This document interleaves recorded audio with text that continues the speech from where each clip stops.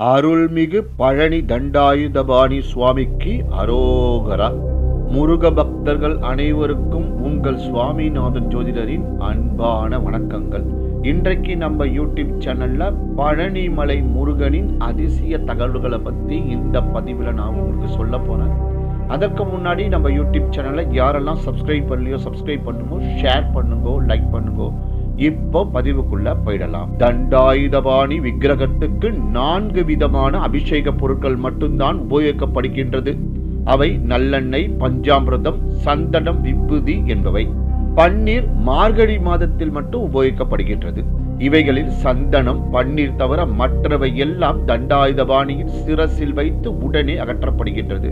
அதாவது முடி முதல் அடி வரை அபிஷேகம் என்கின்ற முழு அபிஷேகம் சந்தனத்துக்கும் பன்னீருக்கும் மட்டும்தான். இதில் சிரசு விபூதி என்பது சித்தர் உத்தரவால் பக்தர்களுக்கு வழங்கப்படுகின்ற ஒரு பிரசாதம்.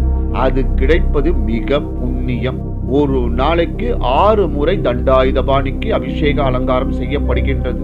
இது 5 முதல் 7 நிமிடத்திற்குள் முடிந்துவிடும். அபிஷேகம் முடிந்து அலங்காரம் செய்துவிட்டால் பின்னர் அடுத்த அபிஷேகம் வரை மாலை சாற்றுவதோ பூக்களால் அர்ச்சனை செய்வதோ கிடையாது. இரவில் முருகனின் மார்பில் மட்டும் வட்ட வடிவில் சந்தன காப்பு சாத்தப்படுகின்றது.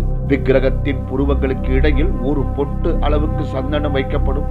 முன்னொரு காலத்தில் சந்தன காப்பை முகத்திலும் சாத்தி கொண்டிருந்தனர்.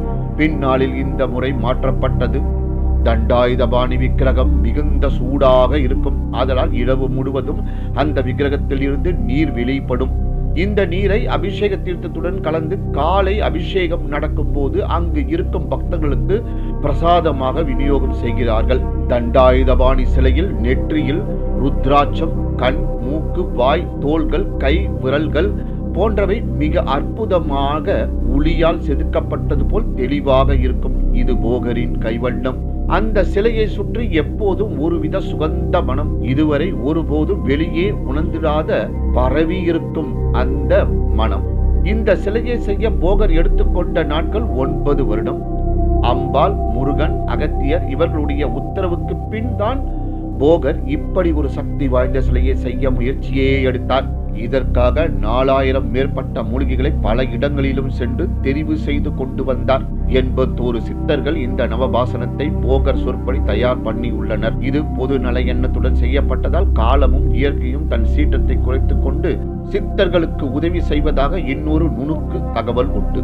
அகத்தியர் உத்தரவால் ஒரு அரசன் 2 மலைகளை காவடி போல் சுமந்து பொதிகை நோக்கி கொண்டு செல்ல முருகர் அவனை தடுத்து நிறுத்தி போரில் தோற்கடித்து 2 குன்றையும் இப்போது இருக்கும் இடத்தில் வைத்தார் என்று புராணம் தகவல் உண்டு. போகர் இகவரத்தில் இருக்கும் போது தன் மனைவிக்கு கொடுத்த வாக்கை நிறைவேற்ற முருகனை மேற்கு திசை நோக்கி பிரதிஷ்டை செய்தார்.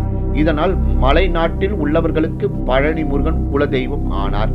கல்லில் சிலை செய்து பிரதிஷ்டை செய்து கட்டிய எத்தனையோ கோவில்கள் சிதலமடைந்து போயும் நவபாசனத்தில் சிலை செய்த இந்த கோவில் மேலும் மேலும் வளர்ந்து கொண்டிருப்பதன் காரணம் சித்தர்களின் மகிமை என்பது பலரின் எண்ணம். தண்டாயுதபாணி சிலைக்கு இடப்பக்கத்தில் ஒரு சின்ன மரகத லிங்கம் உள்ளது. அவரை தரிசிக்க வலது பக்கமாக சென்று தீபம் காட்டுதல் வேண்டும். ஏனெனில் தீப ஒளி இல்லாமல் அந்த லிங்கத்தை தரிசிக்க இயலாது. பழனியில் 2 மரகத லிங்கங்கள் உள்ளது. ஒன்று முருகர் சன்னதியில், இன்னொன்று போகர் சமாதியின் மேல். இந்த 2யுமே போகர் பூஜை செய்ததாக ஒரு நுணுக்கு தகவல் உண்டு. இப்பேற்பட்ட அற்புதங்களை கொண்ட பழனி அருள்மிகு தண்டாயுதபாணி திருத்தலத்துக்கு சென்று முருகனின் அருளை பெறுவோம். நன்றி, வணக்கம், வாழ்க வளமுடன்.